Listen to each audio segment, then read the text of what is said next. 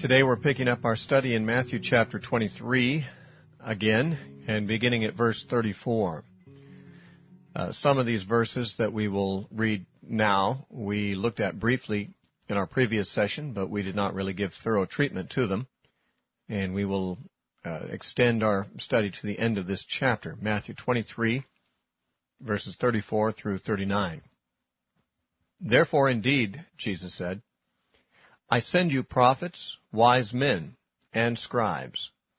Some of them you will kill and crucify. Some of them you will scourge in your synagogues and persecute from city to city, that on you may come all the righteous blood shed on the earth, from the blood of righteous Abel to the blood of Zechariah, son of Berechiah, whom you murdered between the temple and the altar. Assuredly I say to you, all these things will come upon this generation. O Jerusalem, Jerusalem, the one who kills the prophets and stones those who are sent to her. How often I wanted to gather your children together as a hen gathers her chicks under her wings, but you were not willing. See, your house is left to you desolate. For I say to you that you shall see me no more until you say, Blessed is he who comes in the name of the Lord. Now, one of the most important bits of insight that Jesus gives us right here, or gives to Jerusalem and its leaders whom he is addressing here, is in verse 36, where he said, Assuredly I say to you, all these things will come upon this generation. He is saying that he's not just like any of the prophets, just generally denouncing wickedness of their generation, but he's saying that the whole house of cards of phony religiosity that is exhibited in the Pharisees and the scribes, and that wickedness that remains unrepented of in Jerusalem, having killed the prophets before and now being on the verge of killing Jesus himself. And as he points it out, even those that he sends to them, they will persecute. He said all of that is going to be punished, and it's all going to come down on this generation. He is, of course, referring to the fact that within 40 years of the time that he uttered these words, the destruction of Jerusalem was a reality. It became a reality. The Romans invaded Israel in 66 A.D. There was a protracted and bloody, horrendous war where the Jews were badly beaten.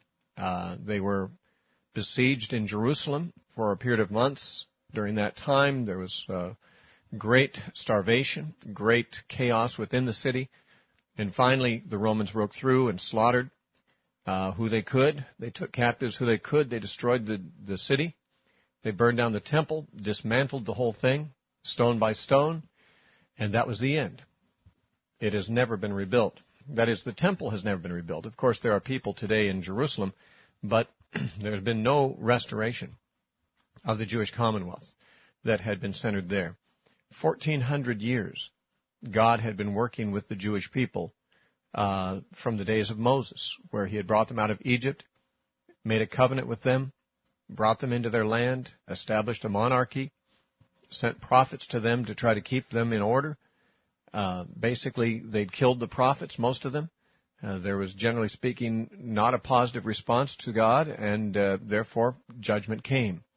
And that judgment came in great force and with great severity in 70 A.D. when the Romans destroyed Jerusalem and put an end once and for all to the Jewish system. Now that is what was about to come about. That's what Jesus is warning them about. He says all this is going to come upon this generation. Well, what was it they'd done wrong? Well, he had said back in verses 29 through 33, he said that these Pharisees and scribes had respect for the prophets of former times, whom their ancestors, their fathers, had killed. And they said, well, if we'd lived back then, we wouldn't have killed them. However, he says, you are really of the same blood line as your fathers, and their evil runs in your veins, and you will finish out the work that they have begun. And he was, of course, referring to the fact that they would kill him and those that he sent. And there in verse 34, he says, Therefore, indeed, I will send you prophets, wise men, and scribes. Some of them you will kill and crucify. Some of them you will scourge in your synagogues and persecute from city to city. Now, who are these prophets, wise men, and scribes? Well, I wouldn't be surprised if all three of those designations apply to the apostles. The apostles were prophets, they were wise men, and they were scribes. Now, prophets, wise men, and scribes were the three categories in the Old Testament of offices that gave guidance to Israel, and particularly to the kings. There were three ways that a king might know the will of God. He might consult the scribes or the priests who had the law. He could, that is the written code, the written law that God had given. That's what the scribes were involved with. Or he might consult his wise men, his counselors, and just understand what is advisable from the point of wisdom. Or he might get a special revelation through a prophet, ask the prophets if God has revealed anything. And so these are the three ways in which God made his will known to the Jews historically: through the prophets who had special revelation, through wise men who gave wise counsel, and through the law, which was in the hands of the priests generally, though in Jesus' days it was the scribes that handled the law. So the written law, the revelation to the prophets, and wisdom of the wise were all means by which Jewish people knew what God wanted them to do. Now, all of these positions, in a sense, were wrapped up in the apostles. The apostles received special revelation. They expounded the law of God because Jesus opened their understanding that they might understand the Scriptures, over in Luke chapter 24, in verse 45. And they also gave wisdom. They also gave opinions based on wisdom. Remember Paul saying in 1 Corinthians chapter 7, I have no word from the Lord about this, but I'll give my judgment as one who has obtained mercy to be faithful. He as a wise man, giving his counsel. The apostles were the principal propagators of Christianity shortly after Jesus died. We read of that in the book of Acts, even though there were also evangelists who did the same. It is essentially the apostles that we read of receiving the treatment Jesus describes here. He says, I'm going to send you prophets, wise men, and scribes. Some of them you will kill and crucify. Peter was crucified. James was killed. Now, these were, of course, Jews did not practice crucifixion, but they did deliver up people to crucifixion, as they did Jesus. The Jews did not personally crucify Jesus. That was a Roman method of execution. But the Jews were subject to the Romans, and in order to get a man killed, they had to persuade the Romans to crucify him. And so the Jews persuaded the Romans to crucify Jesus, and therefore the Bible says the Jews crucified him.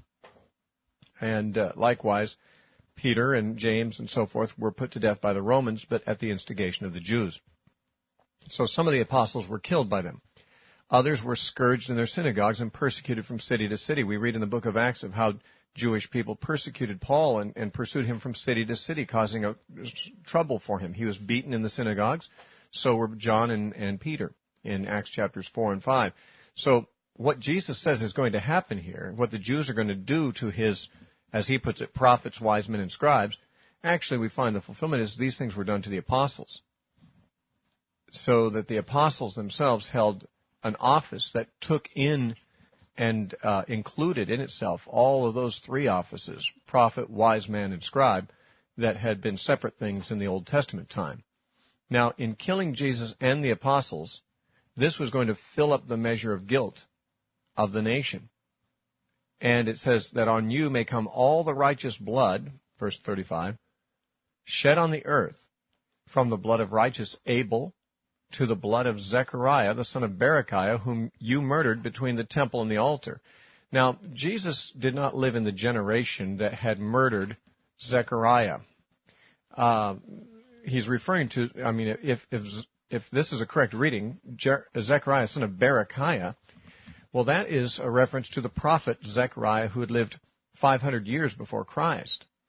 And therefore, these Jews of Jesus' time had not crucified or not killed him, although Jesus said, you killed him, you murdered him. Jesus is seeing a continuity in spirit between the Jews of his day and those of the earlier generations that killed the prophets. He says, it was your fathers who did it.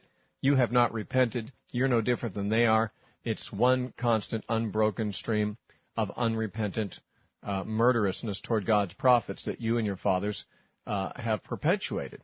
Now, there is a slight problem in this text because Jesus speaks of the blood of Zechariah, the son of Berechiah, whom you murdered between the temple and the altar. Well, the fact of the matter is we do not have any record in the Old Testament of Zechariah, the son of Berechiah's death. And we do not know from at least any other sources whether he was murdered between the temple and the altar. We might just say, well, we don't need any other sources. Jesus said he was, and that settles it. True. If Jesus said that, then it does settle it. One thing that complicates things is that there was another Zechariah. This Zechariah was the son of Jehoiada, the priest, and he lived earlier than Zechariah, the son of Berechiah. That latter son of Berechiah wrote the book of Zechariah in the Old Testament. But Zechariah, the son of Jehoiada, did not write any books of the Bible, but he was a prophet, and he was the son of Jehoiada, the priest. And he, we are told in 2 Chronicles 24, verses 20 and 21, he was put to death by the Jews in the temple itself, or in the place that Jesus suggests, between the temple and the altar. So Jesus seems to refer to a death of a man named Zechariah that sounds like a reference to the death of this man, Zechariah, son of Jehoiada, recorded in 2 Chronicles chapter 24. The problem is that Jesus makes the comment and says it was Zechariah, son of Berechiah, which is a different Zechariah of whom we have no record of his death, and we don't have any independent witness whether he died in the temple or some other place, or at whose hands. Now, there's a number of ways that this has been taken. Some have felt, and I am certainly not among them, that Jesus made a mistake here, that Jesus confused Zechariah, the son of Jehoiada, with Zechariah, the son of Berechiah, and that the story of the death of Zechariah, the son of Jehoiada, Jesus thought it was applied to the son of Berechiah, and therefore he made a historical error. Now, of course, those who are skeptical about the Bible always try to seize on this kind of thing and leap to this kind of a conclusion. To my mind, this is not at all a likely conclusion to reach. That Jesus would make such an error seems extremely unlikely because, well, I mean, it doesn't take a real Bible scholar to know the difference between Zechariah, the son of Berechiah, who wrote the book of Zechariah, and another much lesser known Zechariah of an earlier age, and to know the stories about him. Jesus would have to be extremely unfamiliar with the Old Testament to make such a mistake. And when we read the story of Jesus and his teaching, it does not sound like he was at all unfamiliar with the Old Testament. He knew it very well, and therefore it is not likely that he would make such a mistake. So the question then is there a mistake here?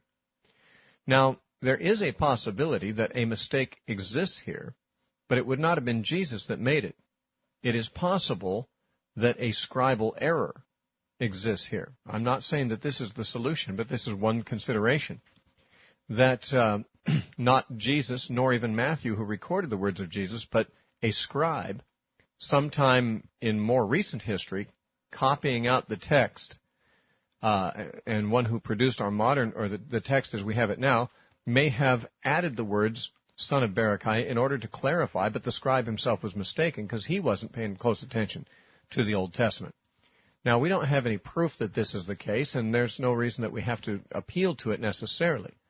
But there is actually nothing to make it impossible that this explanation could be true. A scribe could have, a copyist, I should say, could have added the words son of Berechiah, thinking to make a clarification, but in fact mistaking what he was doing. If he did that, then the text would have come down to us as it reads with this mistake in it. But it would not be a mistake made by Jesus or a mistake made by the writers of the gospel, but of merely a copyist. There are such copyist errors that have entered the text. They're of very little consequence, generally speaking, but we know they exist, and it is not inconceivable that this could be one. But we don't have to appeal to that necessarily, because we know that there were many men named Zechariah in the Bible. At least 36 men in the Bible are named Zechariah. That two of them may have died similarly is not at all inconceivable. That Zechariah, the son of Berechiah, could have died in the same way that Zechariah, the same son of Jehoiada, died is not at all implausible, especially since it was very common for the Jews to kill their prophets, and it was very common for the prophets to prophesy at the temple. And therefore, for more than one man to die in the same way, that is, killed by the Jews at the temple while he was prophesying, is extremely likely to have happened. And if it happened to Zechariah the son of Berechiah as well, well then, that would explain it. Jehoiada's son and Berechiah's son, both named Zechariah, would both have suffered similar fates. This is not the least bit unlikely in terms of, the character of the Jews in killing their prophets. However, there is one slight problem with that occurs to me, and that is that Zechariah the son of Berechiah, who is the one that is mentioned in this text, actually was well received by the Jews of his day. He was one of the few prophets of the Old Testament who the Jews actually responded to his message favorably, and the Lord moved them to do what he said, and so forth. And therefore, there's no evidence that son of Berechiah ever met with any kind of negative resistance from the Jews of his time. And therefore, it would seem strange for them to kill him if that is what happened. One thing I would say, there is a parallel account to this in Luke chapter 11, verses 49 through 51. And there, the mention of Zechariah does not say son of Berechiah. It just says from Abel to Zechariah. The blood of all these men will come upon this generation. Now, it's interesting because in Luke's version it does not say Zechariah son of Berechiah, which designation is the thing that raises the question and the problem. That may suggest that Jesus' actual words simply were Zechariah, without mentioning son of Berechiah, and that might add credence to the suggestion that perhaps a copyist who was copying the Gospel of Matthew may have added the words. We do not know for sure. I would say this, though.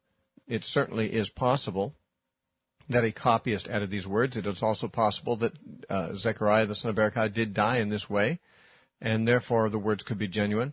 It makes really not a great deal of difference. The only reason it would be a matter of concern would be if the only option open to us was to say that either Jesus or Matthew made a mistake here.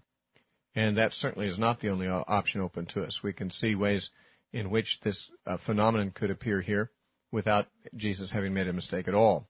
And it doesn't seem that anyone as acquainted with the Old Testament as Jesus would make this mistake. I'm less acquainted than he was with the Old Testament, and I wouldn't make that mistake, and I doubt that he would either. Certainly not if he was the Son of God, which we believe he is.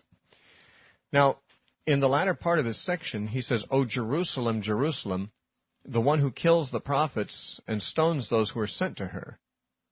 How often I wanted to gather your children together as a hen gathers her chicks under her wings, but you were not willing. This statement, how often I wanted to gather you, no doubt takes into consideration the whole of Jewish history, where God sent his prophets to gather his people to repentance, so they would come to him and be protected under his wing like chickens, little chicks under the wing of a mother hen. He would have gladly protected them. He would have gladly received them.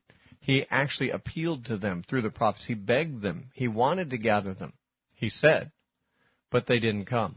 They would not come. This verse, in my opinion, is one of several that provide a very strong challenge to the doctrine of irresistible grace. The Calvinist doctrine of irresistible grace teaches that if God has elected someone for salvation, they will come because God alone holds all the cards, as it were. He's the one who has all the votes. And that if he has chosen that you will be saved, then you inevitably will be saved, and he will draw you irresistibly by his grace. Well, if this is true, then God should never be disappointed by someone not coming, because God is the one who determines who comes and who does not, and God should never have any complaints about the fact that certain people don't come because he doesn't choose to draw them. In this case, however, Jesus says there were people he did choose to draw. He wanted to gather them. He appealed to them. He tried to get them to come, but they wouldn't come. You were not willing, he says. And this is one of there are others, but this is one of the very strong verses to affirm that the Bible teaches free will of man, that God doesn't always get his way with man. God has something he wants men to do, but they are not willing to do it. And if they aren't, then it doesn't happen. They did not come to him. And some say, well, what happens then to the sovereignty of God? Well, just this.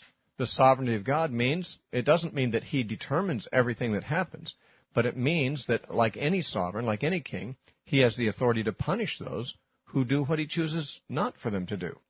They make a choice different from what he wished, but they cannot escape his judgment because he is the sovereign. And therefore Jesus says, see, your house is left to you desolate. For I say to you, you shall not see me any more until you say, blessed is he who comes in the name of the Lord. There's reason to believe that Jesus left the temple at this point for the last time.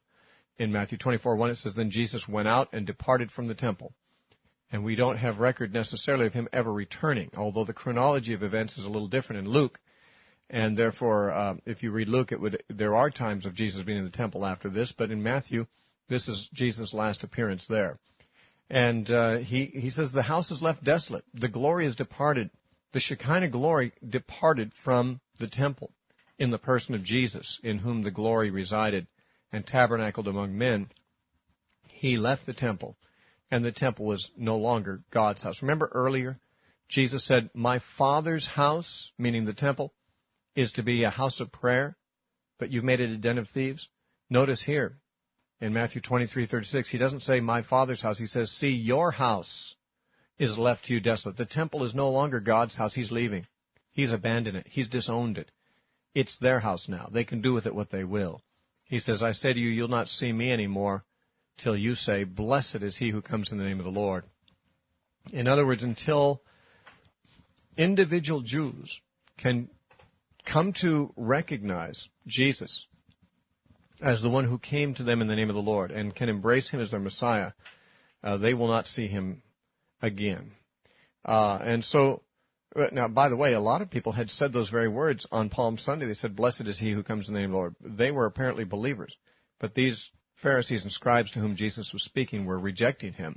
And until they could embrace him, they would not have the presence of God in their midst again. And that is apparently what Jesus is telling them about here. He left, and the next time, anything significant happened in the temple there, it was when the Romans came and destroyed it in that generation, even as Jesus predicted would happen.